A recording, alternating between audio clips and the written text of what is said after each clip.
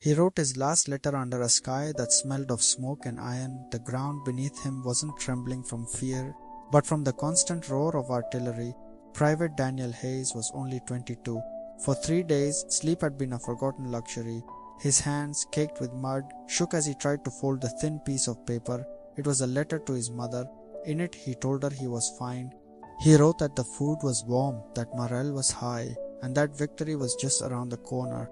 Every single word was a lie, a shield he was trying to build around her heart thousands of miles away, because there in that trench, surrounded by the grim tapestry of mud and blood, nothing was fine.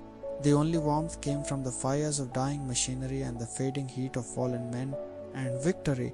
Victory was just a fancy word for surviving one more day. He'd enlisted to serve his country, filled with a sense of duty he'd learned from books and posters, but the war, this brutal, unyielding teacher, taught him a lesson the recruiters never mentioned. Courage wasn't about charging forward or the number of enemies you faced. It was about clinging to your humanity when everything human around you was being systematically burned away. The cries that filled the air were no longer distinguishable as friend or foe. They were just echoes of pure, unadulterated pain, all sounding chillingly the same. Across the churned-up field, the sky erupted in another flash of blinding light. For a fleeting, surreal second, he saw the faces of others, illuminated like ghosts. They were so young, terrified, lost faces that had once held bright eyes, believing in flags and glory. Now their eyes held only one desperate wish: to go home. When the explosion hit, Daniel didn't scream. There was no time. His final conscious act was a glance at the letter still clutched in his hand. The ink had started to smear from the dampness. The paper was already torn at the edges.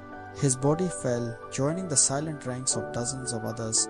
For hours, an unnatural quiet settled over the battlefield, a silence so profound, so heavy, it felt louder and more deafening than any bomb. It was a silence too loud to bear. Days later, when the medics finally made their way through the devastation, they found the letter tucked inside his jacket pocket. It was sealed not by wax but by blood. That letter, with its loving lies and unsaid goodbyes, never reached its intended destination. It never made it home. When his mother was handed the torn, stained envelope months later, she didn't break down. There were no wails of grief. She simply looked at it, a faint, heartbreaking smile touching her lips. She didn't need to read the official notice that came with it. She already knew. A mother always knows. Years passed, the war ended. The village, like so many others, slowly began to rebuild itself. New houses stood where craters once scarred the earth. Children's laughter filled the fields where bodies had once fallen. People tried to forget, to push the memories into the dark corners of their minds. But some nights when the wind howled through the valley, it seemed to carry whispers, the names of the forgotten, the stories buried beneath polished medals and grand parades. They say Daniel's letter eventually found its way to a museum. It's framed now, protected behind glass.